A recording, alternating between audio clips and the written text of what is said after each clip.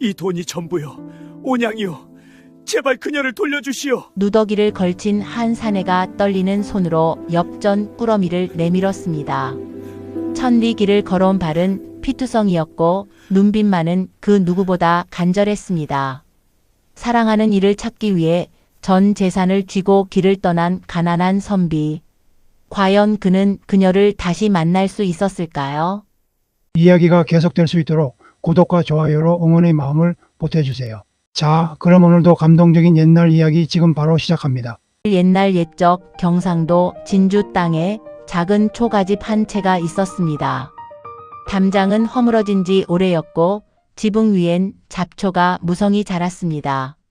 비가 오는 날이면 처마 끝에서 굵은 빗줄기가 쏟아졌고 겨울이면 창호지 사이로 찬바람이 쉬지 않고 드나들었습니다.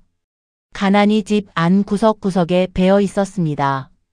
그러나 마당 한켠에는 오래된 매화나무 한 그루가 서 있었습니다. 봄이면 하얀 꽃을 피워 동네에서 가장 고운 나무로 소문이 났습니다. 이른 아침 그 나무 아래에 서면 꽃향기가 온 마당을 가득 채웠습니다. 그 집에 김서준이라는 젊은 선비가 살고 있었습니다. 22살, 얼굴은 반듯하고 눈빛은 맑았지만 입은 옷은 빛이 바랜 도포에 해진 집신이 전부였습니다. 바지 무릎에는 기운 자국이 두 군데, 도포 기세는 닳고 닳아 실이 풀린 흔적이 역력했습니다. 서준은 매일 새벽 닭이 울기도 전에 일어났습니다. 낡은 책상 앞에 앉아 사서 삼경을 읽었습니다. 촛불 하나의 의지에 붓을 잡으면 손가락 끝이 시리도록 차가웠지만 그는 꼿꼿이 앉아 붓을 놓지 않았습니다. 점심이면 마른 보리밥 한 그릇, 저녁이면 된장국 한 사발. 그것이 서준의 하루였습니다. 아버지 김찬봉은 몰락한 양반이었습니다. 과거에 수없이 떨어지고도 가문의 체면만큼은 누구에게도 지지 않으려 했습니다. 날마다 족보를 펼쳐놓고 읽으며 우리 집안이 어떤 집안인데라고 혼잣말을 했습니다. 그런데 이 이야기는 그 가난한 선비가 세상 무엇과도 바꿀 수 없는 것을 만나면서 시작됩니다. 어느 봄날이었습니다. 서준은 책을 옆에 끼고 남강가를 걷고 있었습니다.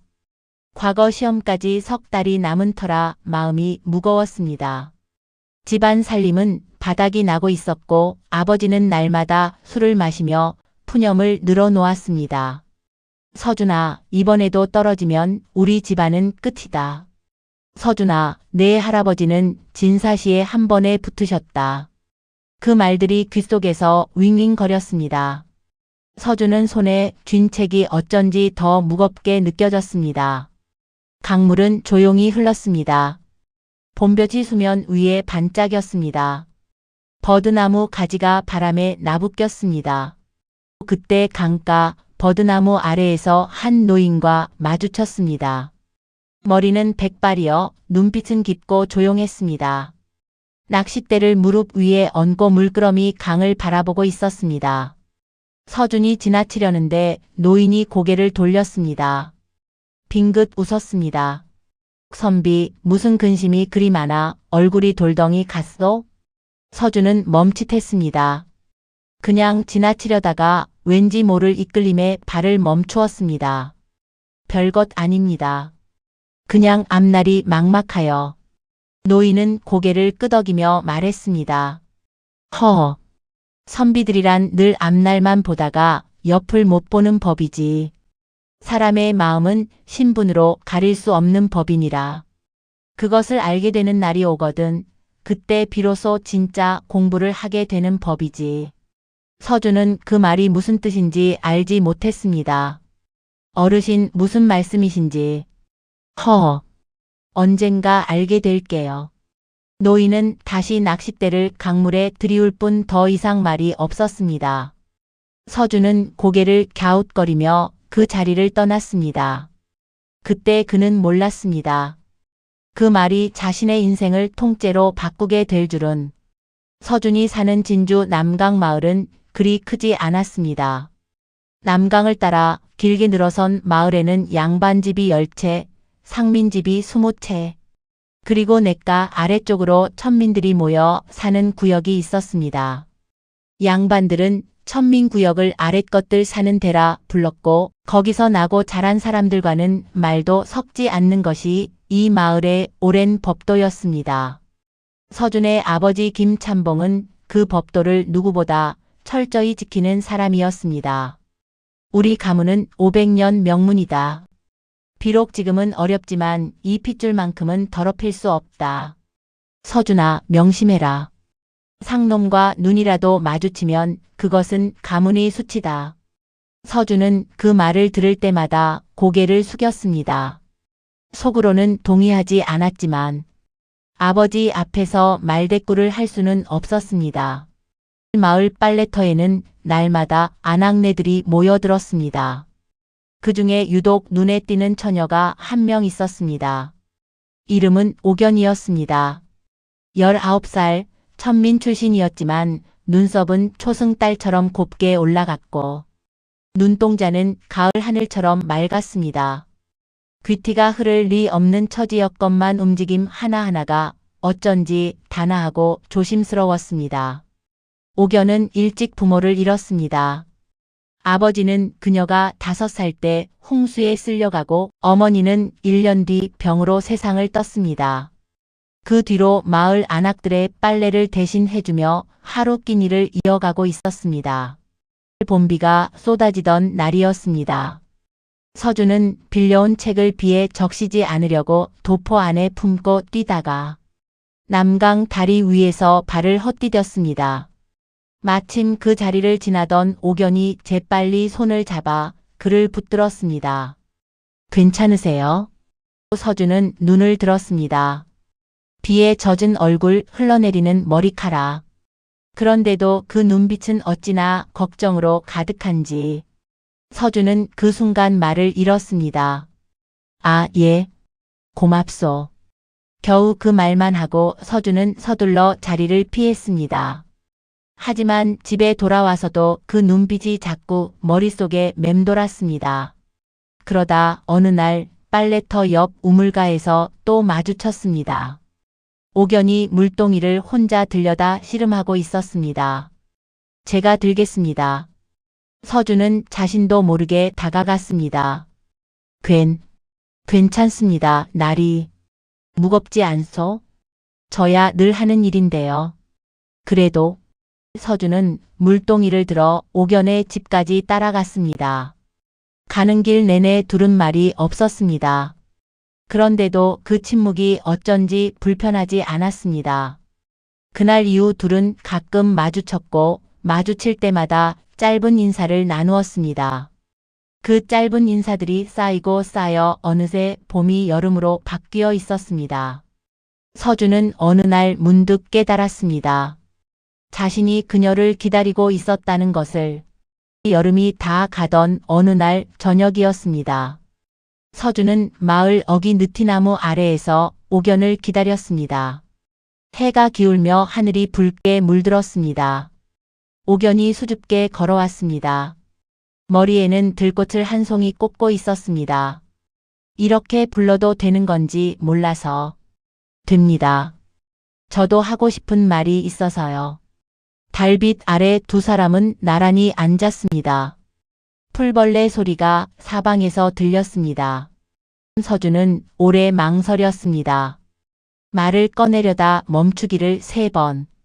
그러다 이를 악물고 입을 열었습니다. 나는 당신이 좋습니다. 처음 봤을 때부터 그랬습니다. 신분이고 뭐고 아무것도 상관없습니다. 당신과 혼례를 올리고 싶습니다. 옥연의 눈이 크게 떠졌습니다.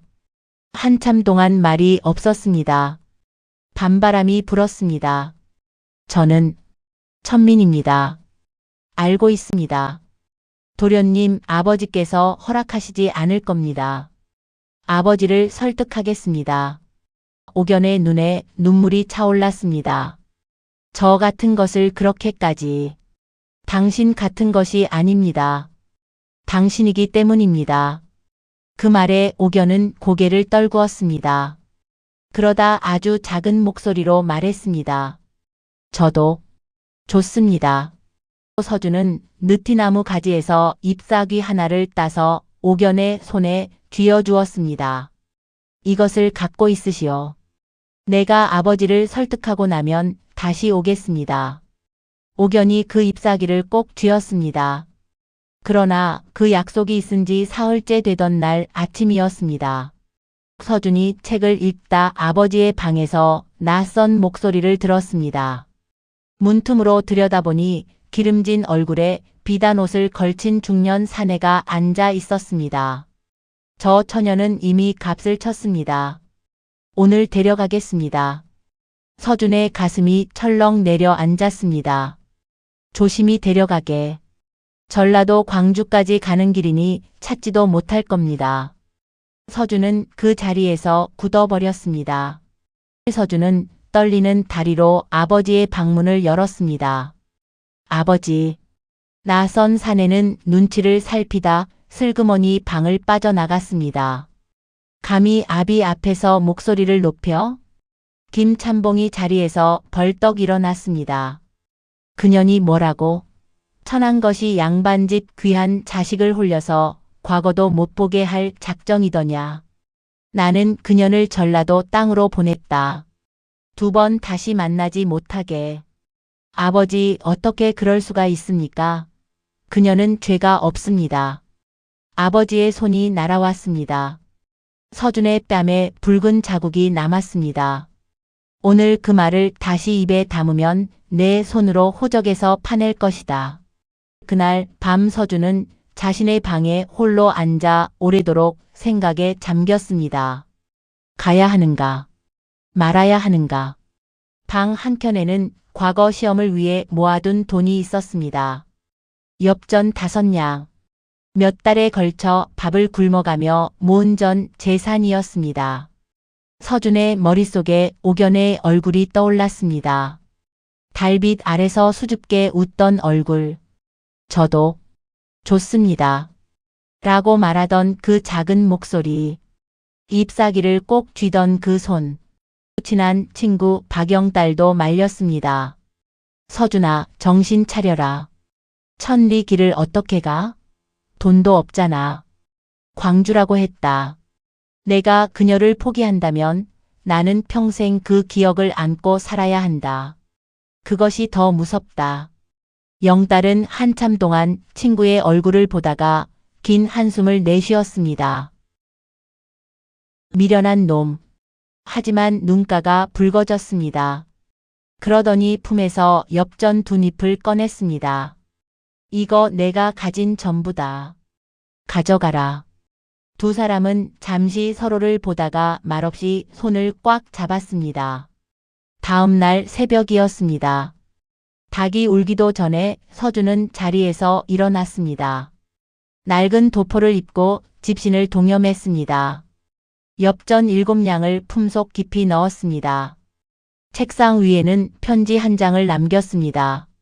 아버지, 불효를 용서하십시오. 저는 그녀를 찾아 떠납니다. 돌아올 때는 반드시 그녀와 함께 돌아오겠습니다. 서준은 마당에 있는 매화나무 앞에 잠시 섰습니다. 아직 꽃이 피지 않은 앙상한 가지를 한번 쓰다듬었습니다.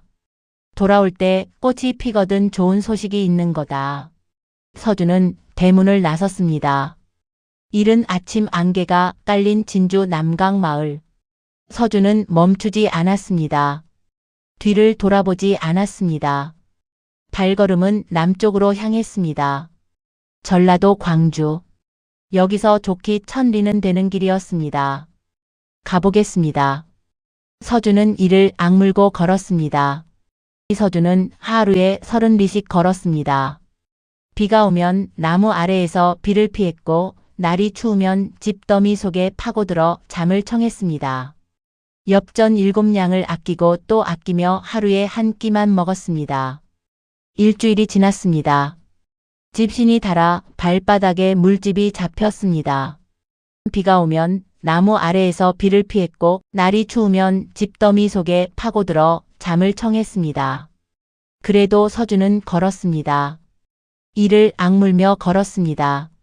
섬진강을 건너는 나루터 근처에 작은 주막이 하나 있었습니다. 허리가 굽은 노파 하나가 혼자 술국을 끓이고 있었습니다. 선비 양반, 아무것도 안 먹고 그냥 가면 내일 쓰러진다오. 돈이 없습니다. 누가 돈 달랬어? 들어오시오. 노파는 뚝배기에 된장국을 뚝 담아 주었습니다. 거기에 보리밥까지. 서준은 사연을 털어놓았습니다. 노파는 조용히 들었습니다. 전라도 광주에서 포목상이나 거강꾼들이 모이는 곳은 북문 쪽 저잣거리요. 그리로 가면 뭔가 알게 될 거요. 나도 젊었을 때 비슷한 일이 있었거든요. 그때 아무도 알려주는 사람이 없었어. 사람의 마음은 발로 가는 게 아니라 믿음으로 가는 거요. 포기하지 않으면 길이 열리는 법이요. 주막을 떠나기 전에 노파는 서준의 손에 작은 돌 하나를 쥐어 주었습니다. 매끄럽게 갈린 손바닥에 꼭 맞는 크기의 돌. 이걸 쥐고 걸으면 발이 덜 아프어. 힘들 때 이걸 꽉 쥐어보어. 서준은 그 돌을 품에 넣었습니다. 나중에 알게 됩니다. 그 작은 돌이 가장 힘든 순간에 그를 버티게 해주었다는 것을. 길에서 만나는 사람마다 붙잡고 물었습니다. 전라도 광주에 포목상 거강꾼 아는 사람 있어? 혹시 젊은 처녀를 팔고 사는 장사를 하는 사내를 보셨어? 대부분은 고개를 가로저었습니다. 어떤 이는 면박을 주기도 했습니다. 선비 양반이 무슨 그런 걸 찾소? 이상한 사람이네. 그래도 서준은 물었습니다. 한 명 또 한 명. 만나는 사람마다 물었습니다. 그러던 어느 날이었습니다. 전라도 접경을 넘어 남원 땅에 들어선 날이었습니다. 서준은 길가 주막에서 막걸리를 마시는 사내들 옆에 앉아 있었습니다. 최만복이가 이번에 또 젊은 처녀 하나를 끌고 광주로 갔대. 광주 박 대감 집에 갖다 바치는 거겠지. 거기 기방에 넣으려고. 서준의 귀가 번쩍 뜨였습니다. 심장이 쿵 내려앉았습니다. 저기 방금 하신 말씀에서 최만복이가 누구입니까? 광주 북문 저잣거리에 가면 알 수 있겠지. 복성관이라고. 감사합니다. 그는 다시 달리기 시작했습니다. 열흘이 지나 드디어 광주 땅에 들어섰습니다. 진주보다 몇 배나 큰 고을이었습니다. 장이 서고 사람들이 북적이는 거리. 서준은 노파의 말을 떠올렸습니다. 북문 쪽 저잣거리. 포목전, 어물전, 쌀전이 줄지어 있었고 그 사이사이로 갖가지 장사꾼들이 오갔습니다. 골목 안쪽에 복성관이라는 낡은 간판이 붙은 술집이 나왔습니다. 안으로 들어서니 기름기가 번들거리는 사내가 술을 마시고 있었습니다. 진주에서 아버지 방에서 스쳐 보았던 그 얼굴이었습니다. 최만복, 최거강꾼을 찾고 있었습니다. 누구요, 당신? 그녀를 돌려받고 싶습니다. 하하, 이 선비가 웃기는 소리를 하는군. 나는 이미 박 대감 나리께 넘겼어. 가보겠습니다. 박 대감 댁은 광주에서도 손꼽히는 부잣집이었습니다. 대문 앞에는 건장한 문지기 2명이 버티고 있었습니다. 감히 썩 물러가지 못해. 문지기가 서준의 가슴을 밀쳐냈습니다. 서준이 비틀거렸습니다. 저는 물러가지 않겠습니다. 대감 나리께 직접 여쭤볼 때까지 여기서 기다리겠습니다. 서준은 대문 앞에 그냥 주저앉았습니다. 기다렸습니다. 1시간이 지났습니다. 2시간이 지났습니다. 해가 기울었습니다. 날이 어두워졌습니다. 밤바람이 차가워졌습니다. 서준은 노파가 준 돌을 꽉 쥐었습니다. 눈을 감았습니다. 포기하지 않으면 길이 열린다. 그때 대문이 열리고 하인 하나가 나왔습니다. 들어오시오. 대감 나리께서 보신다 하십니다. 박 대감은 50대 중반의 위엄 있는 사내였습니다. 서준을 보더니 눈을 가늘게 떴습니다. 경상도에서 왔다고? 무슨 일이요? 서준은 꿇어앉아 머리를 숙였습니다. 대감 날이 그녀는 제가 혼례를 약속한 여인이옵니다. 부디 그녀를 돌려주십시오. 서준이 품에서 엽전 꾸러미를 꺼내었습니다. 이게 전부 제가 가진 재산입니다. 단량이옵니다. 부족하다면 반드시 갚겠습니다. 박 대감이 그 엽전 꾸러미를 보았습니다. 그리고 다시 서준의 눈을 보았습니다. 잠시 후 박 대감의 표정에 묘한 것이 어렸습니다. 선비 잠깐 기다리시오. 얼마 지나지 않아 박 대감이 돌아왔습니다. 그런데 그 뒤를 따라 한 처녀가 걸어오고 있었습니다. 서준은 숨을 멈추었습니다. 옥연이었습니다. 다 해진 옷, 파리한 얼굴. 그러나 눈동자는 여전히 맑았습니다. 옥연도 서준을 보고 눈이 커졌습니다. 서방님? 서준은 자리에서 일어났습니다. 두 걸음 다가갔습니다. 그리고 옥연의 손을 잡았습니다. 찾았습니다. 그 두 마디에 옥연의 눈에서 눈물이 흘러내렸습니다. 어떻게 여기까지 걸어왔습니다. 옥연이 서준의 집신을 내려다보았습니다. 다 닳고 발이 비어져 나온 집신, 붉게 굳은 발바닥. 그것을 보는 순간 옥연의 어깨가 흔들렸습니다. 박 대감은 서준이 내민 엽전 꾸러미를 다시 서준의 손에 쥐어주었습니다. 나도 젊었을 때 사랑하는 사람을 잃었어. 오늘 그 빚을 갚는 셈치지요. 이 처녀를 반드시 행복하게 해주시오. 오늘 당신이 걸어온 1000리 길만큼 목숨을 걸겠습니다. 두 사람은 그날 밤 대감 댁을 나섰습니다. 광주 성문 밖에서 서준은 옥연의 손을 꼭 잡고 걸었습니다. 밤하늘에 별이 가득했습니다. 이제 괜찮습니다. 그 순간 두 사람은 모든 것이 해결된 것 같았습니다.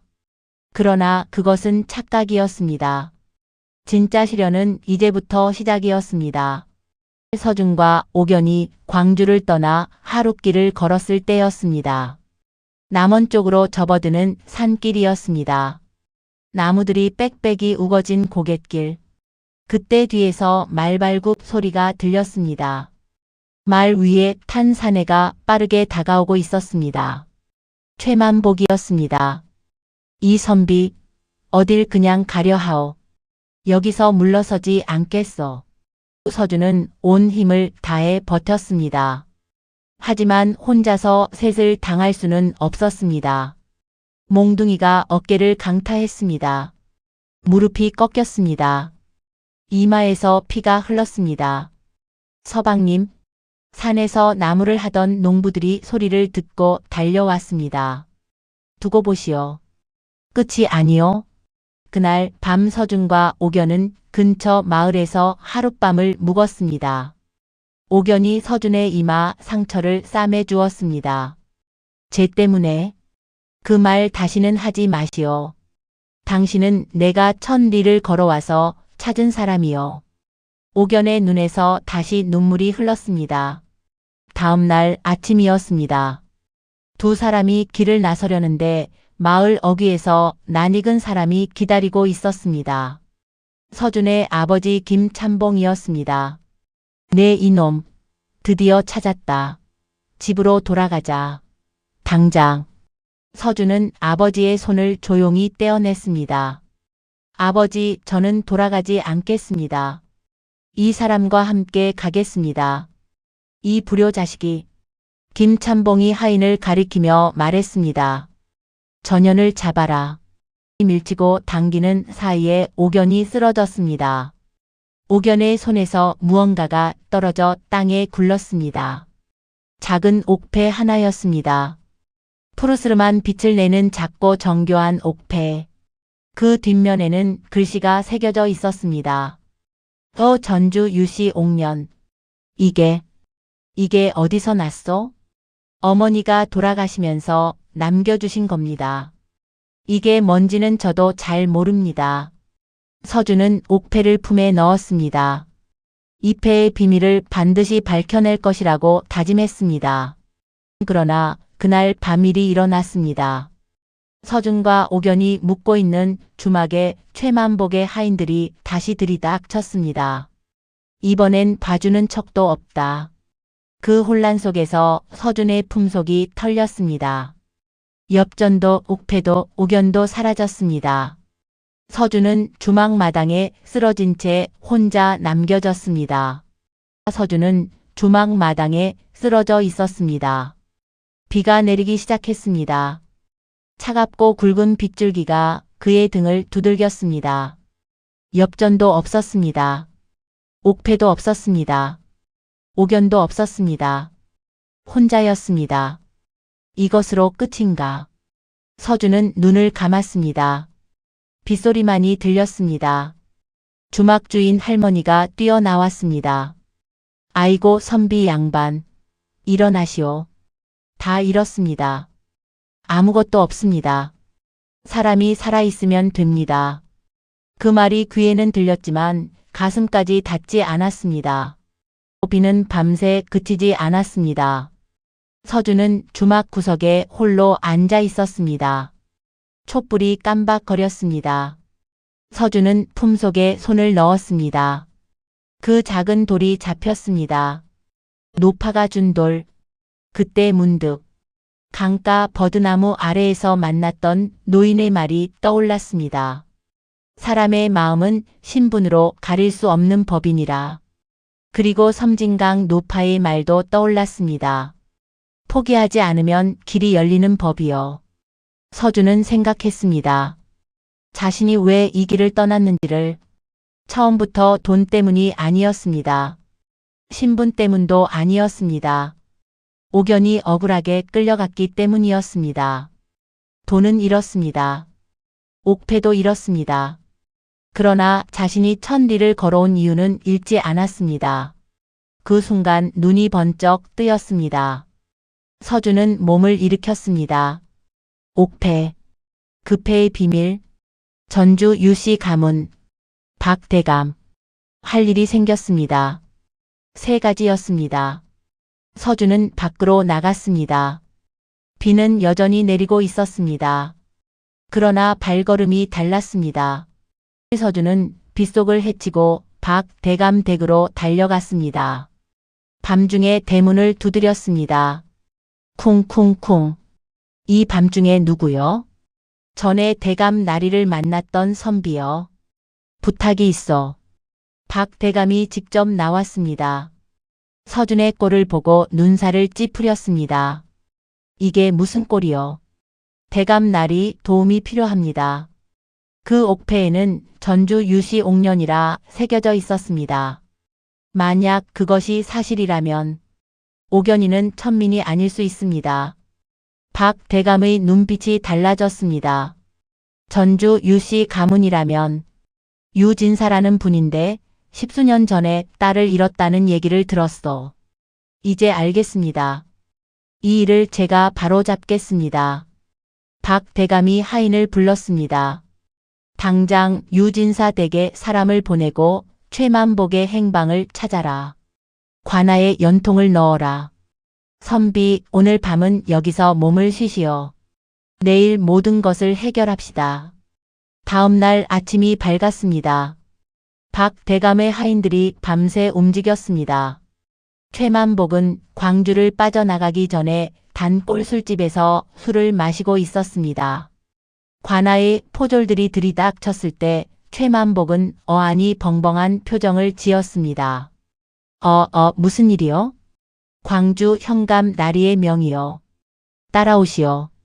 광주 현감 앞에 여러 사람이 모였습니다. 서준, 박대감, 최만복, 그리고 옥연, 그리고 낯선 중년 남자 하나가 더 있었습니다. 흰 도포를 입은 단정한 사내, 눈빛이 맑고 깊었습니다. 유진사였습니다. 유진사는 방에 들어서자마자 옥연을 보았습니다. 그의 걸음이 멈추었습니다. 눈이 흔들렸습니다. 천천히, 아주 천천히 다가갔습니다. 이름이 무엇이냐? 옥연이라 하옵니다. 어머니 이름이 혹시 윤씨였느냐? 어떻게 아십니까? 유진사의 두 눈에서 눈물이 흘렀습니다. 옥패를 보았소. 내가 직접 새긴 패여. 옥연아, 내가 내 아비다. 방 안이 조용해졌습니다. 아, 아버지? 그 한마디에 유진사가 앞으로 나와 옥연을 품에 안았습니다. 살아있었구나. 살아있었어. 방 안의 모든 사람이 눈시울을 붉혔습니다. 현감이 최만복을 노려보았습니다. 최만복 내 이놈. 양반 가문의 딸을 불법으로 사고 팔았다. 그것만으로도 중형이다. 네, 대감. 저는 몰랐습니다. 제발 한 번만 용서해 주십시오. 최만복이 포졸에게 끌려가며 소리쳤습니다. 제발 살려주십시오. 잘못했습니다. 그 소리가 점점 멀어졌습니다. 광주 관아 마당에서 김참봉은 아들 서준과 마주쳤습니다. 내가 잘못했구나. 아버지는 제 아버지이십니다. 그것은 변하지 않습니다. 김참봉이 옥연 앞에 무릎을 꿇었습니다. 미안하오. 내가 잘못했소. 일어나십시오, 어르신. 저는 이미 용서했습니다. 최만복은 곤장 80대의 유배형이었습니다. 김참봉은 양반 신분을 삭탈하고 속전 30냥을 내도록 했습니다. 서준이 유진사에게 다가가 예를 갖추어 말했습니다. 진사 어른, 천한 가난한 선비이오나 옥연 소절을 사랑하는 마음만큼은 그 누구에게도 지지 않겠습니다. 부디 허락해 주십시오. 유진사가 서준을 오래 바라보았습니다. 사람의 가치는 가문이 아니라 마음에 있는 것이요. 내 딸을 부탁하오. 감사합니다. 그날 저녁 박 대감댁 사랑채에서 작은 잔치가 열렸습니다. 유진사와 서준과 옥연, 박 대감이 함께 앉아 술을 나누었습니다. 이 선비가 없었으면 이 기쁜 날이 없었을 것이요. 자, 한잔 하시오. 창밖으로 달이 환하게 비치고 있었습니다. 세월이 흘렀습니다. 어느덧 3년이 지났습니다. 경상도 진주 남강 마을. 한때 허물어진 담장은 새로 쌓아졌고 지붕은 깔끔하게 고쳐져 있었습니다. 마당 한켠의 매화나무에는 하얀 꽃이 활짝 피어 있었습니다. 꽃향기가 마당 가득 번졌습니다. 서준은 마당에서 어린아이를 안고 서 있었습니다. 이제는 버젓한 선비의 풍모가 갖추어져 있었습니다.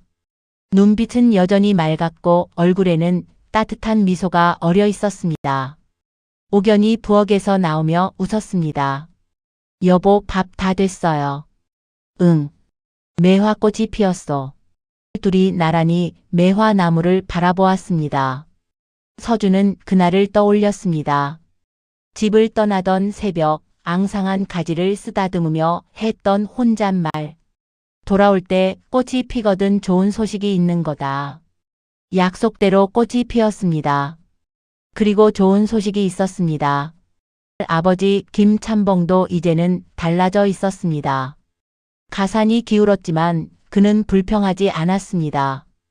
오히려 마당에서 채소를 가꾸며 조용히 살았습니다. 손자를 안으면 그 어느 때보다 환히 웃었습니다. 어느 날 서준에게 넌지시 말했습니다. 서준아, 아비가 평생 가문이니 신분이니 하는 것을 붙잡고 살았는데 알고 보니 사람이 사람을 알아보는 눈이 더 중요한 것이었더구나. 서준은 아버지의 손을 잡았습니다. 아무 말도 하지 않았습니다. 그저 손을 꼭 쥐었습니다. 아버지도 손을 맞잡았습니다. 그것으로 충분했습니다. 그해 가을 서준은 과거 시험을 보았습니다. 한양에서 열린 그 시험에서 서준은 장원 급제했습니다. 방이 붙는 날 소식이 진주 마을까지 전해졌습니다. 선비 서준 도련님이 장원 급제하셨다. 옥연은 그 소식을 듣고 가만히 매화나무를 보았습니다. 나뭇잎이 바람에 흔들렸습니다. 마치 웃는 것 같았습니다. 사랑하는 이를 향해 천리 길을 걸어간 선비. 전 재산 단량을 손에 쥐고 떠난 그 젊은이는 돈으로 사람을 얻으러 간 것이 아니었습니다. 마음으로 마음을 찾으러 간 것이었습니다. 진주 강가의 노인이 말했습니다. 사람의 마음은 신분으로 가릴 수 없는 법이니라. 그 말의 뜻을 서준은 천리 길을 걷고 나서야 알게 되었습니다. 사람을 사랑한다는 것은 그 사람의 신분을 보는 것이 아니라 그 사람의 마음을 보는 것임을. 그리고 진정한 사랑은 어떤 고난이 와도 포기하지 않는 믿음임을. 다음 영상을 빠르게 만나보시려면 좋아요와 구독을 눌러주세요. 지금 화면에 나오는 대박 야담 TV의 더 재미있는 영상들도 함께 해주세요. 그럼 모두 행복한 하루 보내세요. 감사합니다.